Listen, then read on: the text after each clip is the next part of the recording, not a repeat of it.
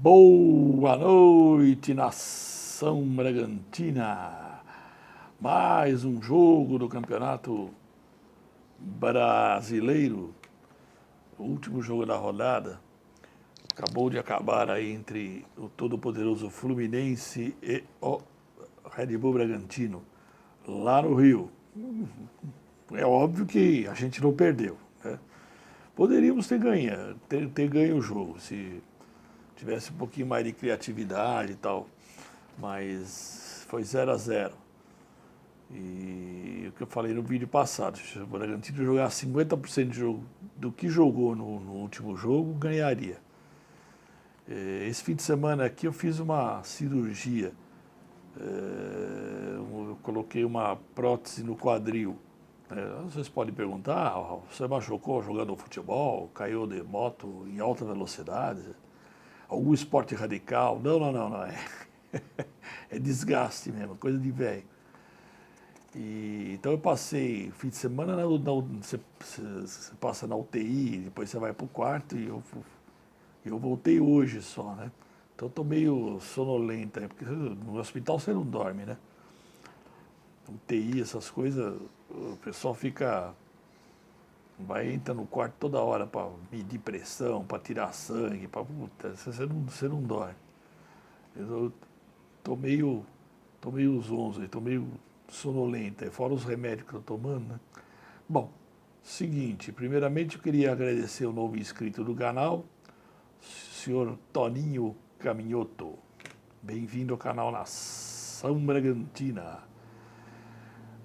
Depois, sobre os acontecimentos da semana, obviamente que eu tenho que falar do Maradona, da morte do Maradona.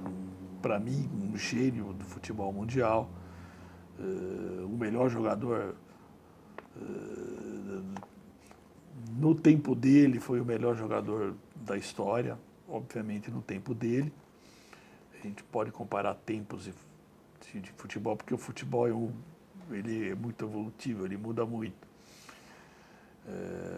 Mas o Maradona, acho que o que define o Maradona é uma frase que um torcedor argentino, que eu não sei quem é, que falou que não julgamos o Maradona por aquilo que ele fez à sua vida, e sim pelo aquilo que ele fez pelas nossas vidas. Então, tchau, Maradona. Obrigado por tudo aí. E outra coisa triste aí foi uma coisa que não estava esperando, que foi a morte do Renato Café, o radialista aí da Rádio 102 FM de Bragança, né? Que aconteceu hoje, né? E eu assisto direto no Embala do Esporte, não perco o Embala do Esporte.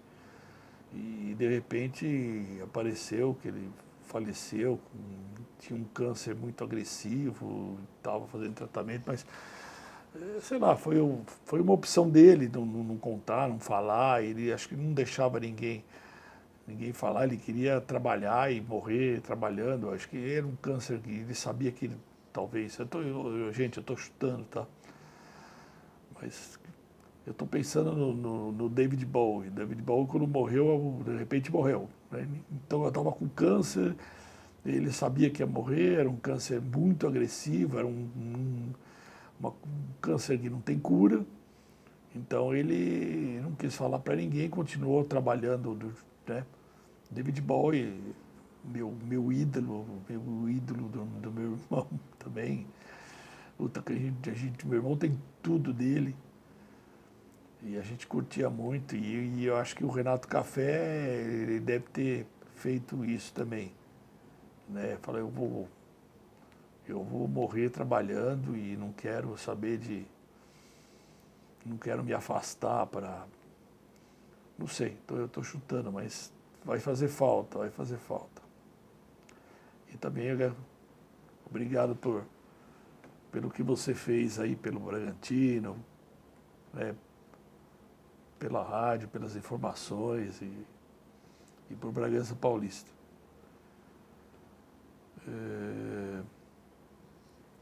Antes de falar do jogo, também eu queria falar Outro dia eu estava comentando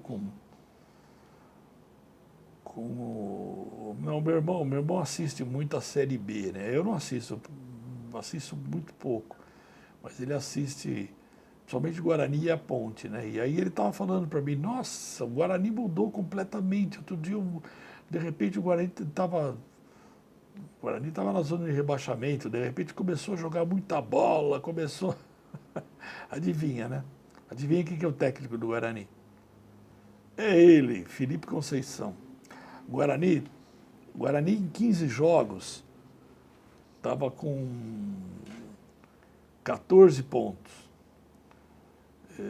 O Felipe Conceição entrou em 9 jogos, ele fez 20 pontos.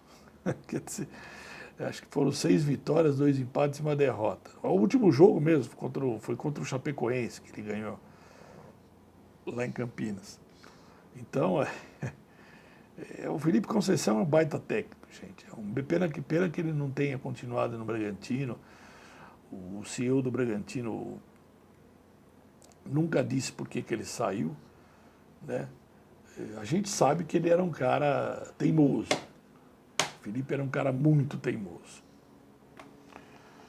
Tanto que, né, ele deixava o Claudinho no banco. Pelo amor de Deus, o Claudinho vai ser difícil para o Bragantino, para o Red Bull Bragantino, né, mesmo com o Red Bull bancando, vai ser difícil para o Red Bull segurar o Claudinho o ano que vem. Acho que os times grandes vão cair em si, vão matando para querer levar o cara. E fora os times de fora, né? Aí vai ficar mais difícil ainda, mas bom, isso é outro papo. Isso é outra história. Falando do jogo, vamos falando do jogo. O jogo teve 2 tempos mais ou menos distintos, né?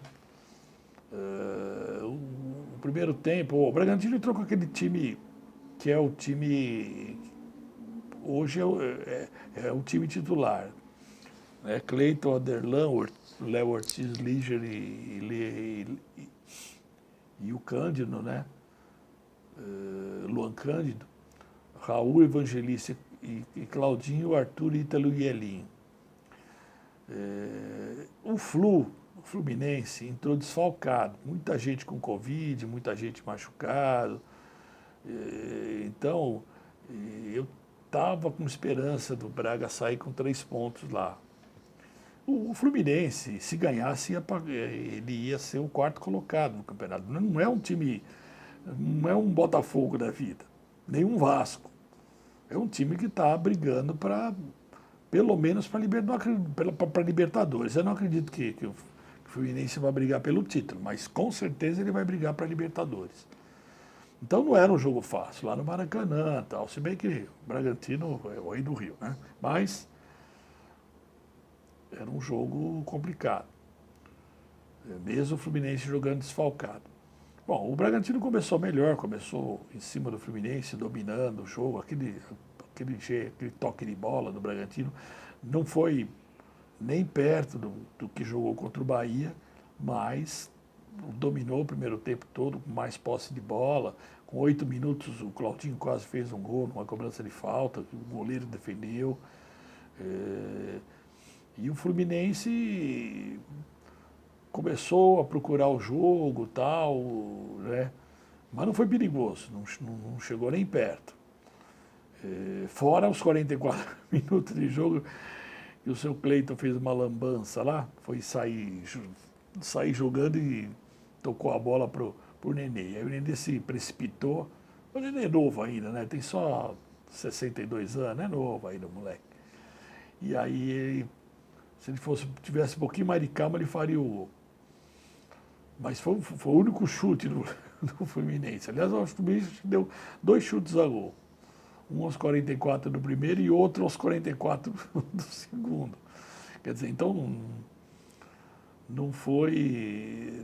Se tivesse um time para ganhar, seria o Bragantino. No segundo tempo, o Bragantino continuou melhor, até acho 13 minutos mais ou menos, quando o Marcos Paulo perdeu uma chance, sem finalizar o gol, mas ele perdeu uma grande chance de fazer um gol. E aí o Fluminense tomou conta do jogo, mas conta sim, começou a atacar mais, ele começou a tocar mais a bola, ter mais posse de bola, mas não que tenha sido um time perigoso, né? Tanto que o Bragantino teve um lance há 25 minutos com o Hurtado, o Ian Hurtado, que ele entrou no lugar do Ítalo, né? E ele entrou na área, e ele tirou a bola de um zagueiro que foi de encontro com ele, tirou a bola do cara e estava entrando na área, e era um lance perigoso, o juiz deu falta. Deu falta dele que só o juiz viu, né? E era um lance de gol, ele poderia ter feito 1-0 aí. Eu acho que teoricamente foi o lance mais perigoso do jogo. E o juiz inventou uma falta. O Bragantino começou a jogar no contra-ataque, mas faltou criatividade, faltou criatividade. Aos 37 minutos, mesmo assim, o Claudinho meteu uma bola no ângulo, o goleiro fez uma baita defesa, tal. E o segundo chute do Fluminense no gol foi num rebote de escanteio a 45 minutos de jogo. Quer dizer,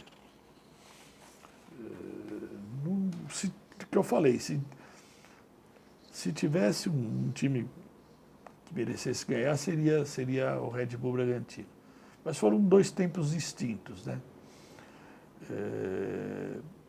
E aí faltou também para o Bragantino, poderia ter aproveitado, né? O Fluminense jogou desfalcado, tal, e poderia ter vencido a partida. Se ele tivesse vencido, ele iria para voltar para a 10ª colocação.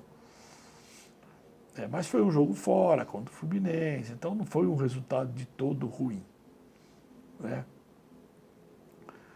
Sobre os jogadores que eu falei, o Claudinho, o Elinho, faltou criação, o Elinho também não jogou muito bem, Arthur também foi bem mediano, o Aderlan foi aquele padrãozinho dele, né, que é fraquinho, e no meio-campo o Raul e o Evangelista, né, que são os dois motorzinhos do meio-campo ali, os dois jogam aquele padrão muito bom deles, né? Com esse resultado, o Bragantino ficou em 15º lugar, né? Tá fora da zona de rebaixamento, mas ele tem que aproveitar os próximos jogos. O Bragantino pega o Curitiba, que tinha no vídeo passado eu falei que ele ia pegar o Fortaleza, o Atlético, eu pulei o Curitiba, isso eu esqueci, eu errei. O próximo jogo do Bragantino é contra o Curitiba e é fora de casa. O Curitiba está na zona de rebaixamento, é o 18º lugar, acho. Então, acho que ele, Botafogo, acho que está o Vasco, Botafogo, Curitiba e o todo-poderoso Goiás, que eu acho que para mim já caiu. Então é um jogo de 6 pontos, é um jogo importante. O jogo é lá em Curitiba, tudo bem, mas se o Bragantino jogar sério, se tiver um pouco mais de criação, dá para ganhar. E depois ele vai pegar o Fortaleza em casa e o Atlético Paranaense em casa. O Atlético Paranaense também está abaixo do Bragantino. Então, eu acho que se o Bragantino conseguir 9 pontos, aí vai ficar muito bom. Daí vai ficar muito bom. Porque ele tem que fazer o máximo de pontos possíveis nesses 3 jogos. Porque depois desses 3 jogos tem aquela famosa rodada, tem mais aquela sequência complicada, que é Palmeiras, São Paulo e o Atlético Mineiro. Uma sequência bem complicada. Não interessa onde é o jogo, né? O Palmeiras é em casa, o São Paulo é... Não, o Palmeiras em casa, o São Paulo é em casa, o Galo... Não interessa muito isso, porque são três jogos dificílimos. Dificílimos. Então, ele tem que... No turno passado foi na época que o Conceição entrou, né? O jogo contra o Atlético Paranaense, o Marcinho que dirigiu, e aí o Conceição, o Barbieri. Daí o Barbieri entrou contra o Palmeiras. Aí ele pegou Palmeiras, São Paulo e Atlético Mineiro. E o pessoal começou a cair de pau, né? E ele ficou, tá certo, ele reclamou, falou, gente, eu tenho culpa, que eu vou pegar três jogos difíceis, né? Eu tenho culpa disso. Então, vamos ver se nesses próximos 3 jogos, puta, se o Bragantino fizesse 9 pontos, seria o ideal. Porque daí ele já dá uma relaxada para Palmeiras, São Paulo e Atlético Mineiro, né? Tentar beliscar né, 3 empates, ou uma vitória, ou, sei lá, qualquer coisa. Mas com 9 pontos de vantagem, com 9 pontos no banco, já fica mais tranquilo. Então é isso, gente. Próximo jogo a gente se vê aí, é sábado, às 9 da noite. Estaremos juntos aí de novo. Então aí, boa noite para todos. Desculpa que eu estou meio sonolento, estou meio mas eu estou cansado. Eu estou cansado por causa da cirurgia aí. Tchau, gente.